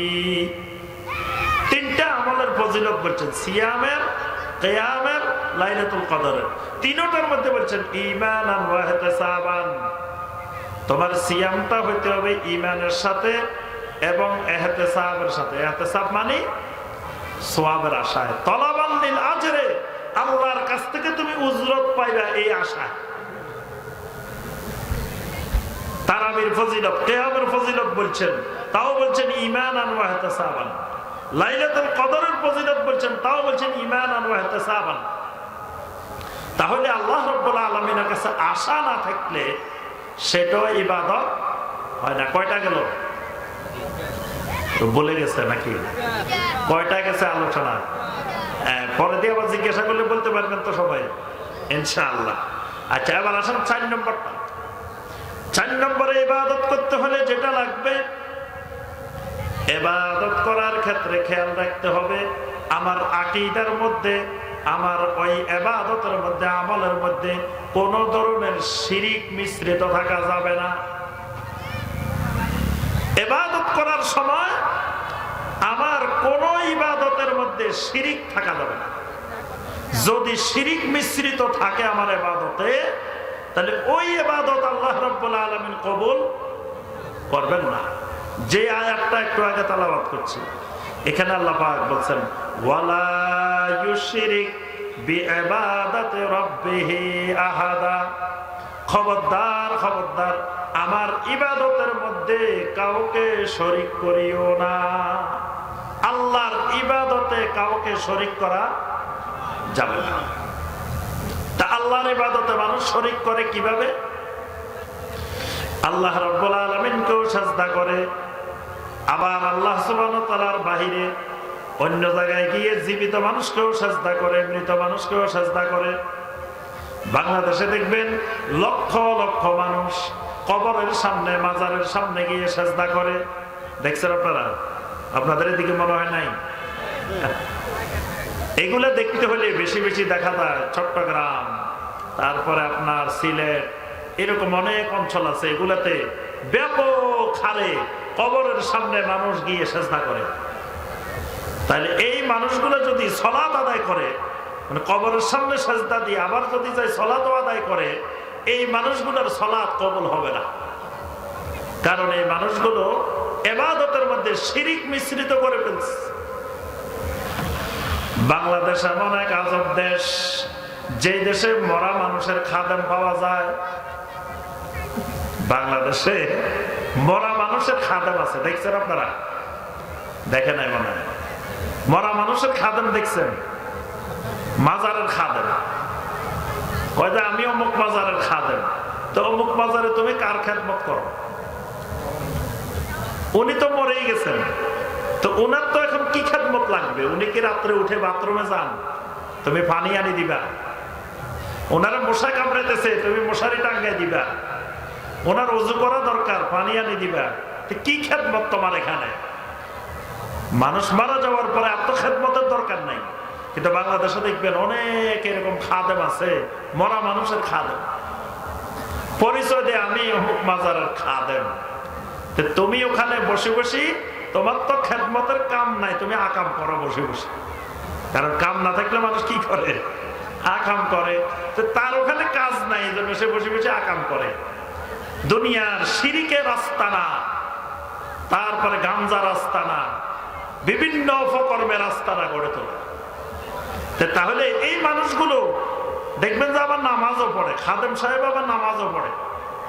তাহলে আল্লাহর ইবাদত করে, কিন্তু আল্লাহর ইবাদতের সাথে সাথে শিরিকও করে। এই কারণে ইবাদতটা হইতে হবে এমন ভাবে আল্লাহ রাব্বুল আলামিনের সাথে যাররা পরিমাণ শিরিক করা যাবে না। আল্লাহ রাব্বুল আলামিনের নামে মান্নত করা ইবাদত, আল্লাহ সুবহানাহু ওয়া তাআলা ছাড়া কারো নামে মান্নত করা শিরিক। এখন যদি কেউ আল্লাহ রাব্বুল আলামিনের জন্য মান্নত করলো অথবা আল্লাহর জন্য না করে, গায়রুল্লাহর উদ্দেশ্যে গরু, ছাগল, খাসি, মুরগি, মোমবাতি, আগরবাতি, তারপরে এরকম বিভিন্ন জিনিস মান্নত করে নিল, তাহলে তার ইবাদতের মধ্যে শিরিক ঢুকে গেছে। অনেক মানুষ দেখবেন আল্লাহ রাব্বুল আলামিন ছাড়া গায়রুল্লাহর কাছে দোয়া করে, গায়রুল্লাহর কাছে চায়, বলে যে বাবা আমার এটা দেন, বাবা এটা দেন, বাবা এটা দেন, বাবা বিপদে অনেক কষ্ট করতেছি, বিপদ দূর করে দেন, বাবা আমার ছেলে মেয়ে হইতেছে না, ছেলে মেয়ে দেন। তাহলে এই জাতীয় যত মান্নত করা হয় এগুলা শিরকি মান্নত। এই মান্নত করার পরে এই লোক যত ইবাদত করবে, একটা ইবাদত আল্লাহ রাব্বুল আলামিনের কাছে কবুল হবে না। আল্লাহ পাক সমস্ত নবী রাসূলদেরকে ওহী নাজিল করে এটা জানাই দিয়েছেন। সূরা জুমারের 65 নম্বর আয়াত আল্লাহ রাব্বুল আলামিন বলেন, ওয়ালাকাদ উহিয়া ইলাইকা ওয়া ইলাল্লাযীনা মিন ক্বাবলিকা লাইন আশরাকতা লায়াহবাতান্না আমালুক।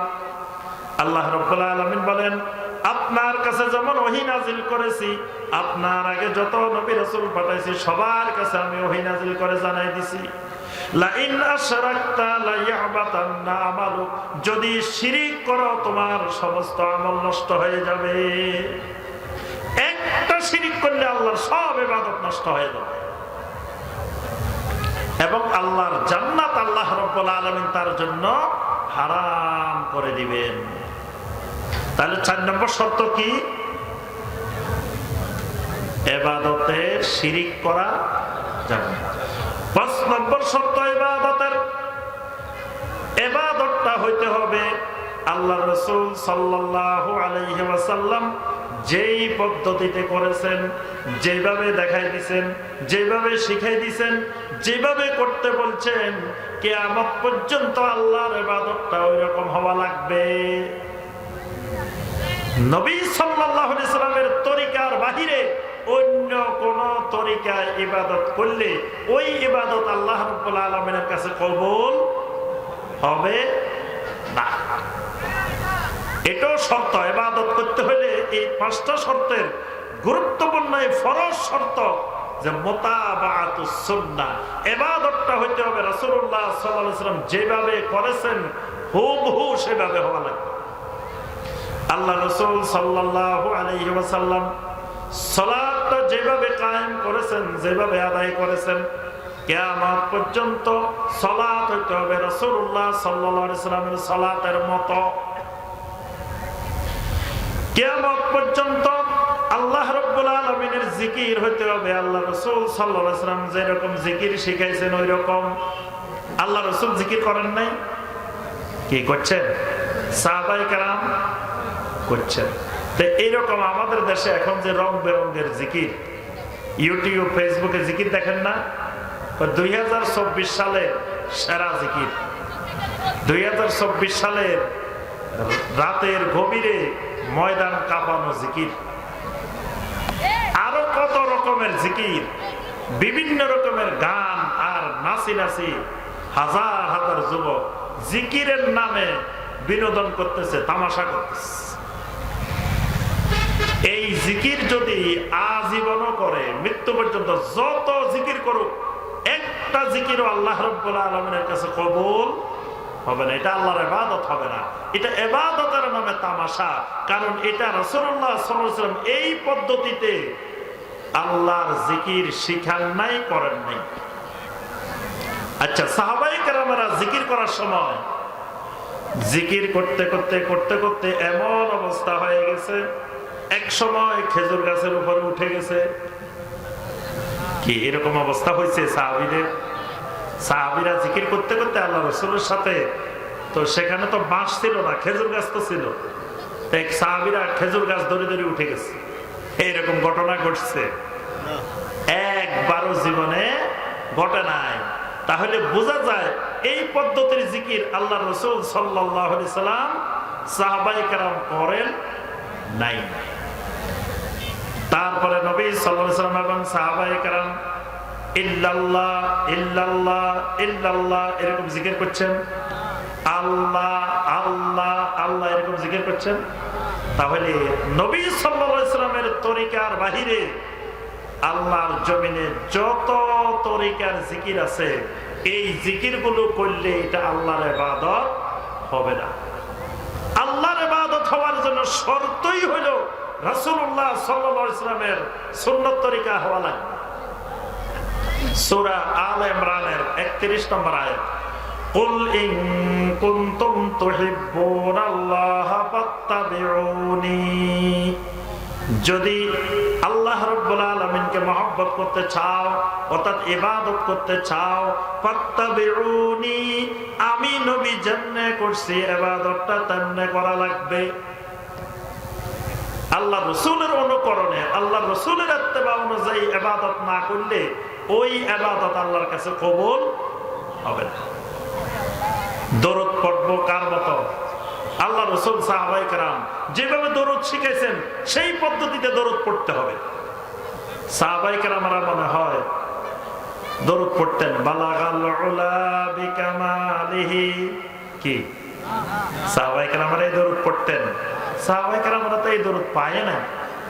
দেখেন বাঙালি এমন এক দরুদ পাইছে যে দরুদ সাহাবীরা পায় নাই।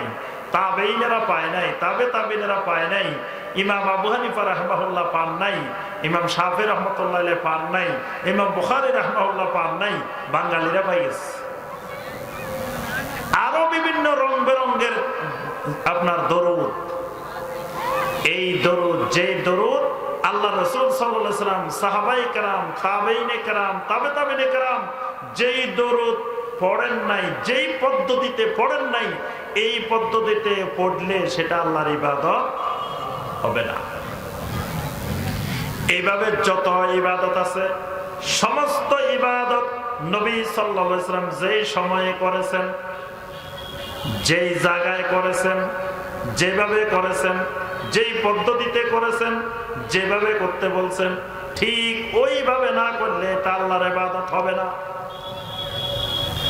আপনি সালাত আদায় করছেন, সালাতের কারণ যে কারণে আদায় করছেন, ওই কারণের সাথে রাসূলের কারণে না মিললে ওইটা ইবাদত হবে না। যেমন ধরেন আপনি মসজিদে ঢুকছেন, মসজিদে ঢুকে বসার আগে 2 রাকাত সালাত আদায় করছেন, এটা কি সুন্নত না বেদাত? সুন্নত। কেন?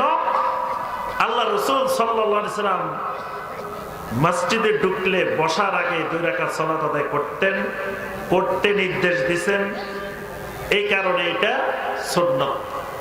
এখন আপনি এই রংপুরে অনেকদিন বৃষ্টি হয় না, হঠাৎ একদিন বৃষ্টি হয়েছে জোরে সোরে, আপনি 2 রাকাত নামাজ পড়লেন। জিজ্ঞেস করলাম, ভাই কিসের নামাজ? কয় সলাতুল মাতার। বৃষ্টি হওয়ার কারণে শুকরিয়াতা নামে 2 রাকাত নামাজ পড়লাম। আপনার এই 2 রাকাত নামাজ সুন্নত হবে না বেদাত হবে? বেদাত হবে। তাহলে না, এক শ্রেণী নামাজ না পড়ি জাহান্নামে যাওয়া লাগবে, আবার আরেক শ্রেণী নামাজ পড়িও জাহান্নামে যাওয়া লাগবে। এই কারণে ইবাদত করতে গেলে খুবই সাবধান। এই 5টা মূলনীতি, যে 5টা বললাম, এটা সামনে না রেখে ইবাদত করলে সূরা আল কাহাফের 103 এবং 104 নম্বর আয়াত আল্লাহ রাব্বুল আলামিন বলেন, কুল হাল নুনাব্বিউকুম বিল আখসারিনা আমালা, তোমাদেরকে ওই মানুষগুলা সম্পর্কে জানাই দিব নাকি যেই মানুষগুলা আমল নিয়ে সে ক্ষতিগ্রস্ত হয়ে যাবে। কিয়ামতের মাঠে এক শ্রেণী তো আমল আনে নাই, আমলে নাই, ইবাদতে নাই, এই কারণে ক্ষতিগ্রস্ত। আরেকটা শ্রেণী ইবাদত আছে, আমল আছে বস্তা বস্তা, কিন্তু আমল থাকার পরেও ক্ষতিগ্রস্ত। কেন ক্ষতিগ্রস্ত? আল্লাযীনা দাল্লা সা'য়ুহুম ফিল হায়াতিদ দুনিয়া ওয়া ইয়াহসাবুনা আন্নাহুম ইউহসিনুনা সুনআ। এরা মনে করতো এটা তো অনেক সুন্দর ইবাদত, মানে এটা তো হাসানা ইবাদত, যা করতো বেদাত। জিজ্ঞেস করলে, ভাই এটা কেন করেন? কয় এটা হাসানা, মানে এটা কি সুন্দর, সুন্দর বেদাত। তা আল্লাহ পাক বলেন, এরা সুন্দর মনে করে করে এমন আমল করছে, এমন ইবাদত করেছে যে ইবাদত আমার রাসূলের তরিকায় হয় নাই। এরকম আমল, এরকম ইবাদত বস্তায় বস্তায়, টাকে টাকে যা নিয়ে যাব কিয়ামতের মাঠে সব বাতিল। রাত্রে মাছ ধরতে যাওয়ার সময় কি নিয়ে যায় আপনাদের দেশে? ডুলা নিয়ে যায় না খালয় নিয়ে যায়? খলাই। হ্যাঁ, এখন রাত্রে মাছ ধরতে গেছে, খলাই নিয়ে গেছে, খলাই নিয়ে সারা রাত মাছ ধরছে, খলাইয়ের মধ্যে রাখছে। সকালবেলা বাড়িতে এসে দেখে একটা মাছও নাই। তো মাছগুলা কোথায় গেল? সারা রাত মাছ ধরলাম, পরে দেখে ওই খলাইয়ের নিচে দিয়ে ভাঙ্গা, নিচে তলে দিয়ে ভাঙ্গে গেছে। এখন যত মাছ সারা রাত রাখছে, সকালে একটা মাছও নাই। এখন খালি আমল করছে, খালি আমল করছে, খালি আমল করছে, কিন্তু খলাইয়ের নিচে দিয়ে ভাঙ্গা, এটা খেয়াল করে। আল্লাহ রাব্বুল আলামিন সূরা আল ফুরকানের 23 নম্বর আয়াতে বলেন, ওয়া কাদিমনা ইলা মা আমিলু মিন আমালিন ফাজআলনাহু হাবাআম মানসুরা। কিয়ামতের ময়দানে কত মানুষ অনেক আমল নিয়ে আমি আল্লাহর কাছে হাজির হবে, কিছুক্ষণ পরে বিক্ষিপ্ত ধুলি কণার মতো সবগুলো আমল উড়ে চলে যাবে, একটা আমলও তার আমলনামার মধ্যে নাই। আমল আমল শূন্য হয়ে যাবে কতক্ষণ পরে। কেন আমল শূন্য হবে? তার আমলগুলো সুন্নত তরিকায় হয় নাই, বেদাতি তরিকায় আমল করছে। এই কারণে আমার ভাইয়েরা এবং বোনেরা, আল্লাহ পাক আমাদেরকে বানাইছেন ইবাদতের জন্য। ইবাদত আমাদের মূল কাজ। বাকি দুনিয়ার যত কাজ আছে এগুলো একটা মূল কাজ না। এই এসএসসি পাস করা, এইচএসসি পাস করা, ডিগ্রি পাস করা, পিএইচডি করা, এগুলো আমাদের মূল কাজ না। সাহাবায়ে কেরামরা কয়জন ডক্টরেট করছিলেন? কি সাহাবায়ে কেরামদের সার্টিফিকেট আছে? SSC, HSC, degree, masters, PhD certificate আছে সাহাবীদের। অথচ আল্লাহ রাব্বুল আলামিন তাদের সবাইকে জান্নাতের সার্টিফিকেট দিয়েছেন। সুবহানাল্লাহ। তাহলে বোঝা যায় এইগুলা পড়ালেখা আমাদের মূল কাজ না। মূল কাজ আমাদের ইবাদত। আল্লাহ পাক আমাদেরকে ইবাদতের জন্য বানাইছেন। তাহলে ইবাদত করব, এটা আমার মেইন কাজ। তো মূল কাজটা যাতে আমার সুন্দর হয়, ইবাদত অল্প হোক, সেই ইবাদতটা যাতে আল্লাহ রাব্বুল আলামিনের কাছে গ্রহণযোগ্য হয়, কবুল হয়, সেদিকে খেয়াল রাখতে হবে। খালি ইবাদত করলেই হবে না। আমাদের নোয়াখালী এলাকার একটা প্রবাদ বাক্য আছে। প্রবাদ বাক্যটা হলো, দাদাই কইছে বানতে দান, বানতে আছে ও দাদা। মানে এটার অর্থ হলো, একসময় তো ধান ছড়ানো, চাউল বানানোর মেশিন ছিল না, ডেকির মধ্যে চাউল বানানো হতো। কি আপনারা দেখছেন? মুরব্বীরা দেখছেন ডেকির মধ্যে চাউল বানাইতো না? এখন দাদা করতেছে রাত্রে ভাতের চাউল নাই, রান্না করেন, তাড়াতাড়ি ডেকির মধ্যে চাউল দিয়ে ধান দিয়ে চাউল বানায় ভাত রান্না করে। এখন দাম যে দিবে, দামটা তো শুকনা হইতে হবে, বীজা দাম দিয়ে বসে দিচ্ছে। এখন বীজা দাম দেওয়ার কারণে ডেকিতে যত সারা রাত চলতে আছে, চাউল বাইরে, কারণ বীজা দামের থেকে চাউল বাইরে কোথা। তাহলে আগে দেখতে হবে দানটা ঠিক আছে কিনা, শুকাইছে কিনা। আল্লাহ বলছেন ইবাদত করার জন্য, ইবাদত করার আগে দেখতে হবে আমার ইবাদতটা সঠিক পদ্ধতিতে, সঠিক কায়দায়, আমার আল্লাহ যেভাবে চেয়েছেন সেইভাবে ইবাদতটা হচ্ছে কিনা। এই কারণে ইবাদতের এই শর্তগুলো, রোকনগুলো আমাদেরকে পূরণ করতে হবে। আমাদের এই মাহফিলে অংশগ্রহণ করেছেন, তা আমি সর্বশেষ বন্ধের উদ্দেশ্যে দুই একটি নসিহা করে, এতক্ষণ যা বলছি সবার জন্য, এটা ভাইদেরও দরকার, বোনদেরও দরকার, সবাই দরকার। কারণ আমাদের আল্লাহ পাক ভাইদেরকেও বানাইছেন ইবাদতের জন্য, বোনদেরকেও আল্লাহ বানাইছেন কিসের জন্য? ইবাদতের জন্য। সবারই দরকার। তবে বিশেষ করে আমার মা বোনদেরকে আমি বলবো, এক নম্বরে আপনারা শিরিক এবং তাওহীদের ব্যাপারে জ্ঞান অর্জন করবেন। কারণ আপনারা হলেন আমাদের সন্তান গড়ার কারিগর, জাতি গড়ার কারিগর। আপনাদের কাছে যদি তাওহীদের জ্ঞান থাকে, শিরিকের ব্যাপারে আপনাদের জ্ঞান স্পষ্ট থাকে, তাহলে আমাদের আগামী প্রজন্ম, আমাদের ভবিষ্যৎ জাতি, আমাদের সন্তানগুলো হবে শিরিক মুক্ত আহলুত তাওহীদ। বর্তমানে বাংলাদেশে যেই জ্ঞানের সবচেয়ে বড় অভাব, সেটা তাওহীদের জ্ঞানের অভাব। সাইনবোর্ডে দিয়ে রাখে তাওহীদি মুসলিম জনতা, তাওহীদের কিছুই বুঝে না।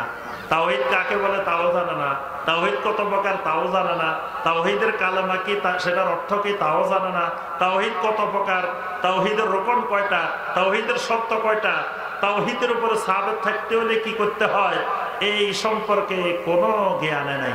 এমনি তাওহীদি জনতা। এই জন্য আমার বোনদেরকে বলবো, তাওহীদের জ্ঞান শিখবেন। সবার আগে যে জ্ঞান ফরজ, সেটা তাওহীদের জ্ঞান। আল্লাহ পাক বলেন, ফাআলাম আন্নাহু লা ইলাহা ইল্লাল্লাহ। আল্লাহ পাক সূরা মুহাম্মাদের 19 নম্বর আয়াতে বলছেন, লা ইলাহা ইল্লাল্লাহর ইলম শিখো। এই ইলমটা সবার উপরে ফরজ আইন। তা আমার মা বোনেরা যদি এই ইলমটা শিখতে পারে, তাহলে আমাদের পুরা জাতি আহলুত তাওহীদ হয়ে যাবে। দেখবেন দাদার চাইতে দাদি শিরিকের ক্ষেত্রে আগান। দাদা দাদি দুইজনের মধ্যে যদি দেখেন, দাদার থেকে দাদি কিন্তু শিরিকের ব্যাপারে আগানো বেশি। নাতি হয়েছে, নাতি হওয়ার পরে দাদারে আর ঘরে বসে থাকতে দেয় না, তাড়াতাড়ি যাও তাবিজ নিয়ে আসো নাতির জন্য। দাদারে ঠেলে কে? দাদি। দাদা কিন্তু যাইতে চায় না, দাদা ঘরে বসে রয়েছে, কিন্তু দাদি খালি ঠেলে, নাতি হয়েছে ঘরে বসে রয়েছে, তাড়াতাড়ি যে তাবিজ আনো। তাহলে শিরিকের দিকে উদ্বুদ্ধ করছে কে? দাদি। তারপরে আপনার বিভিন্ন ধরনের জিনিস আনি নাতের গলা লাগাই দিছে, অমুক গাছের গোটা, অমুক গাছের, আপনাদের দেশে লাগায়নি? সব জায়গায় লাগায়। বিভিন্ন রং বেরঙের গোটা বিচি বিভিন্ন জিনিস আনি লাগাই দিছে নাতের গলা। এইখান দিয়ে সুন্দর করে কালো কালো ইয়া দিয়ে টিপ লাগাই দিছে। আপনাদের দেশে দেন? এই কাজগুলো কি দাদা করে না দাদিয়ে করে? দাদি করে। তাহলে বোঝা যায় শিরিকের ক্ষেত্রে দাদার চেয়ে দাদি আগানো। দাদি যদি আহলে তাওহীদ হইতো, শিরিকের জ্ঞান থাকতো, তাহলে ওই ঘরে শিরিক ঢুকতে পারত। তাহলে আমার বোনেরা বেশি বেশি তাওহীদের জ্ঞান, শিরিকের জ্ঞান অর্জন করতে হবে, তাহলে পুরা জাতি ঠিক হবে। 2 নম্বর কথা, আমার মা বোনেরা ইবাদতের খুব আগ্রহী। আমাদের চাইতে বোনেরা ইবাদত করে বেশি। দেখবেন প্রত্যেক ঘরে হিসাব করলে দেখবেন আপনি বছরে কয়দিন নফল রোজা রাখেন, তার থেকে আমাদের বোনেরা বেশি বেশি নফল রোজা রাখে না? দেখবেন নফল রোজা বেশি রাখে। আপনার চাইতে দেখবেন যে ঘরের মধ্যে উনি নফল নামাজ বেশি পড়ে। অনেক ইবাদত বন্দেগী কিন্তু আমাদের মা বোনেরা বেশি বেশি করে। কিন্তু মা বোনেরা ইবাদতের সঠিক পদ্ধতি জানে না। অনেক আমল করে, ভুল আমল করে। সঠিকভাবে না জানার কারণে দেখা যায় সুন্নত পদ্ধতিতে আমল করে না। আমলগুলো করে কিন্তু আমলগুলো বেদাতি পদ্ধতিতে করে বসে থাকে।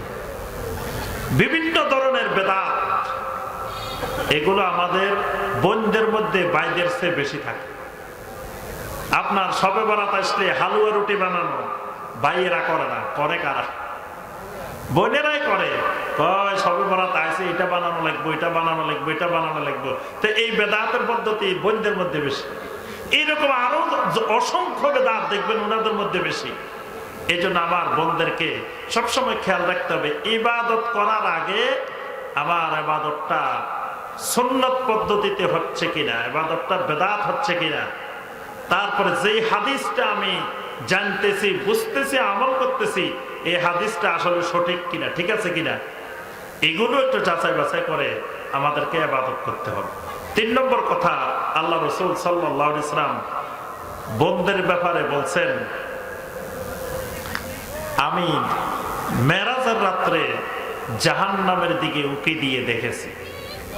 আল্লাহ রাসূল সাল্লাল্লাহু আলাইহি ওয়াসাল্লাম বলেন, আমি জাহান্নামের দিকে উকি দিয়ে দেখছি। দেখার পরে দেখলাম ফারাআইতু আকসারা আহলিহা আন-নিসা, দেখি অধিকাংশ জাহান্নামের অধিবাসী নারী।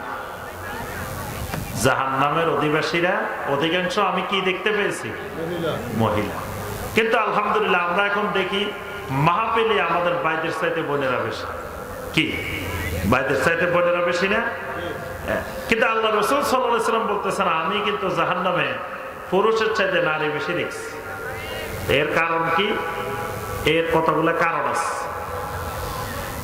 এই কারণগুলোর মধ্য থেকে অন্যতম, নবী সাল্লাল্লাহু আলাইহি ওয়াসাল্লাম 4টা বিষয় নারীদেরকে উপদেশ দিচ্ছেন। নবী সাল্লাল্লাহু আলাইহি ওয়াসাল্লাম বলেন, এই 4টা বিষয় যে নারী সঠিকভাবে পালন করবে, আল্লাহর জান্নাতের সবগুলো দরজা ওই নারীর জন্য খুলে যাবে। সুবহানাল্লাহ। তার মধ্যে প্রথমটা হলো মান সাল্লাত খামসাহা, 5 ওয়াক্ত সালাত যেই নারী সঠিক সময়ে আদায় করবে।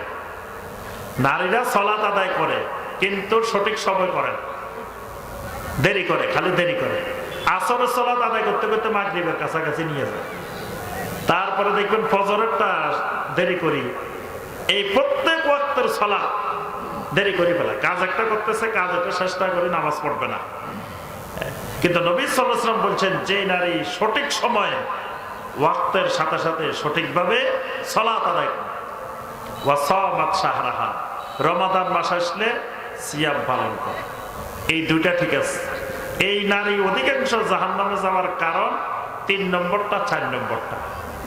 নবী সাল্লাল্লাহু আলাইহি ওয়াসাল্লাম বলেন, যেই নারী ওয়াহতাজাবাত ফারজাহা, যেই নারী তার পর্দার বিধান, হেজাবের বিধান সঠিকভাবে পালন করে, এই জাহান্নামে যাওয়ার অন্যতম একটা কারণ নারীরা পর্দার বিধানে শিথিলতা করে, পর্দার বিধানটা সঠিকভাবে পালন করে না। যখন তারা ঘরের মধ্যে থাকে তারা মনে করে আত্মীয় স্বজন যা আছে সবার সাথে দেখা দেয়, সবার সাথে কথা বলে। কেউ মনে করে মনে হয় ঘর থেকে বাইর হলে পর্দা, ঘরের মধ্যে মনে হয় পর্দা লাগে না। দেখবেন শতকরা না, হাজারে একটা ঘর পাওয়া মুশকিল যে ঘরের মধ্যে ঘরের অভ্যন্তরে শরীরেই পর্দা রক্ষা করে, এরকম ঘর পাওয়া যায়। দেবরের সামনে এসে ঘুরে বেড়াইতেছে, বাসুরের সামনে ঘুরে বেড়াইতেছে, বাসুর আর বড় ভাই তো একই কথা। তারপরে দেখবেন আপনার পুরুষেরা বাবির সামনে ঘুরে বেড়াইতেছে, বাবি আনে বাদ দিতেছে, তারা খাবার দিতেছে।